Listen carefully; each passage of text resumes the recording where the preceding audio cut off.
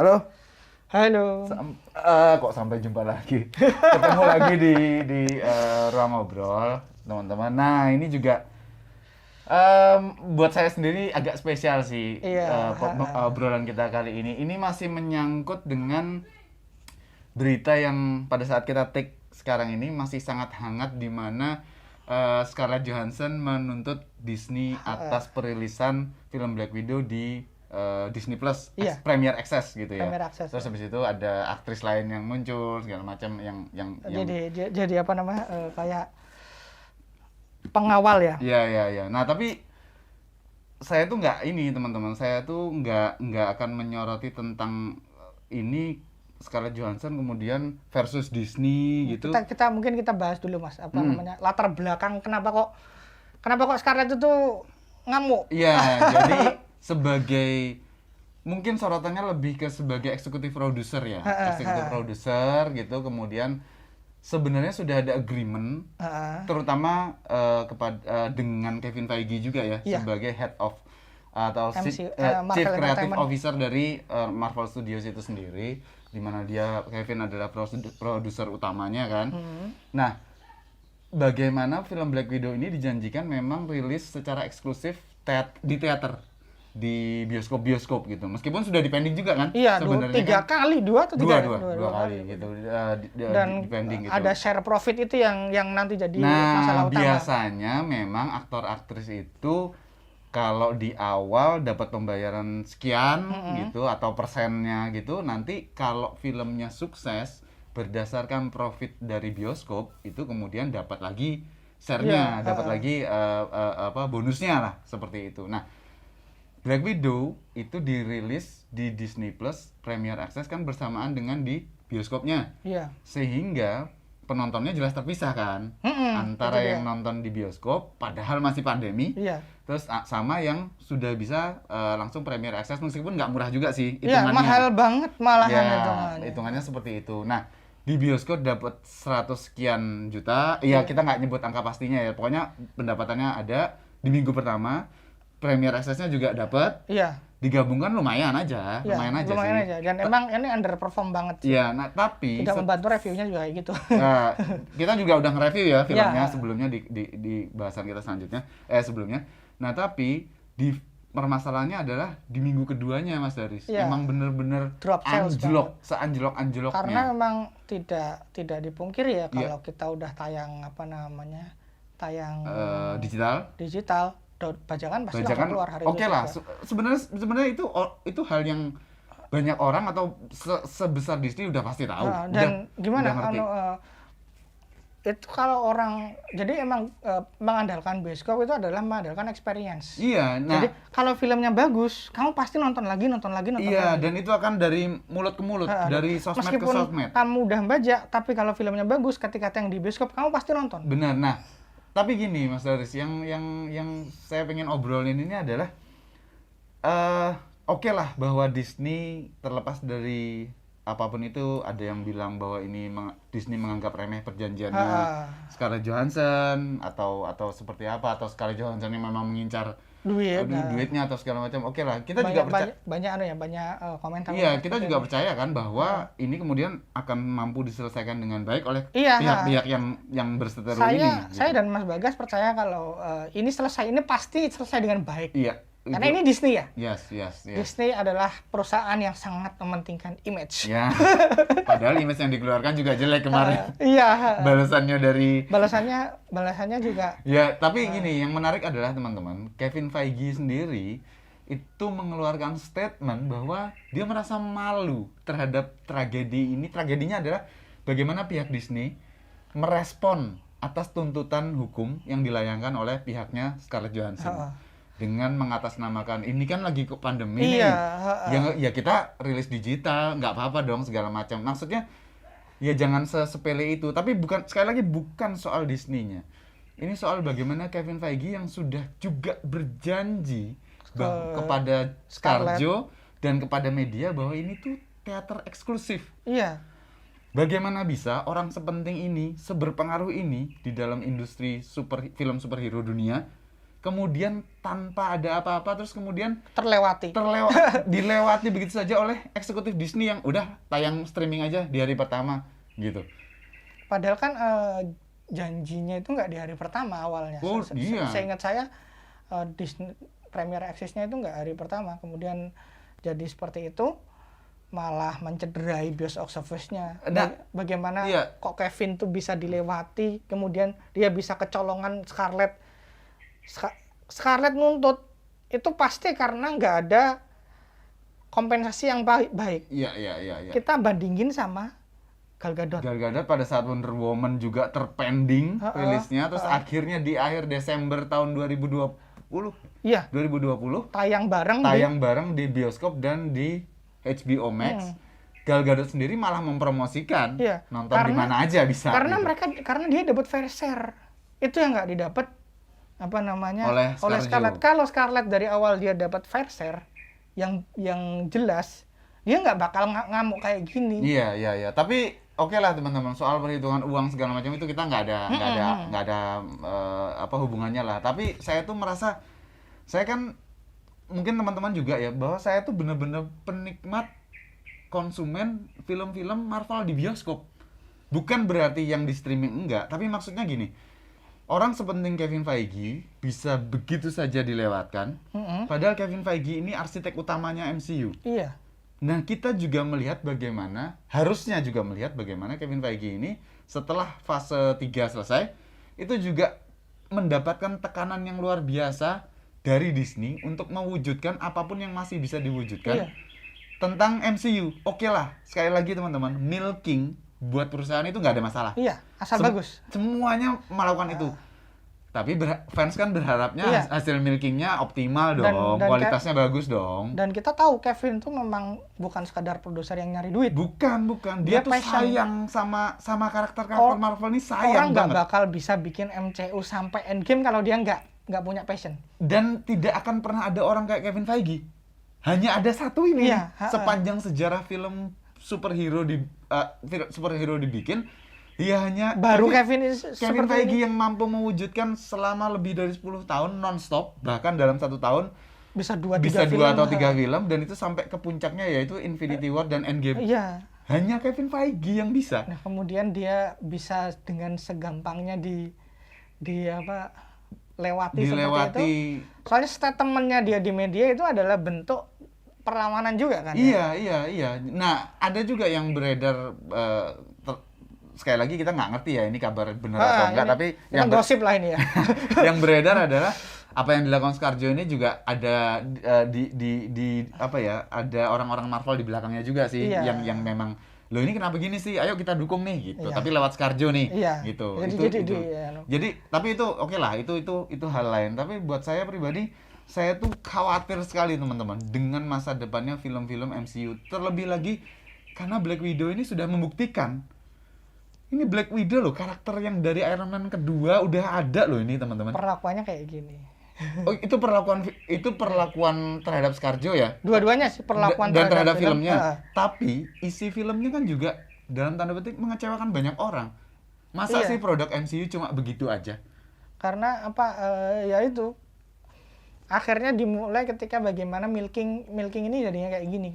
Kalau milking tanpa milking yang meaning itu kayak Loki, Winter Soldier dan Falcon. Itu milking yang punya meaning. Itu bagus.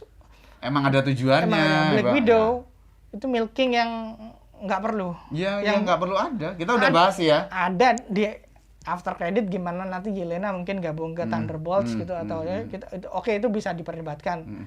Tapi secara umum mengecewakan. Iya. Filmnya artinya mengecewakan teman-teman. Kalau teman-teman bilang enggak kok, menurutku bagus-bagus aja. Ini perspektifnya adalah dari fans yang membandingkan dengan film-film atau produk-produk MCU lainnya. Iya. Gitu loh. Jadi memang kalau dibandingkan dengan film-film lainnya ya mungkin beda ya. Jadi tekanan ke Kevin itu benar-benar luar biasa, bagaimana dia dituntut untuk bikin film yang interconnected, lebih gede lagi, pendapatan lebih besar lagi. Mereka expect pendapatan 1 miliar terus sekarang. Terus padahal aktor-aktornya udah beda-beda.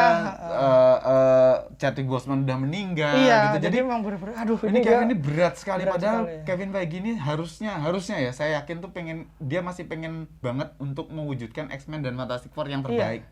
Gitu. Semoga kita masih menunggu. Kita berdoa, aku juga berdoa bagaimana Kevin semoga nggak ada masalah sama Iya. Disney, bagaimana dia saya pengen melihat X-Men dan Fantastic Four-nya yang presentasikan sama MCU nanti. Iya. Nah, ada lagi gosip atau kabar yang beredar tentang bagaimana bos Disney saat ini, Bob Chapek, saya nggak tahu pronounce-nya kayak gimana ya, tapi ya anggap aja seperti itu.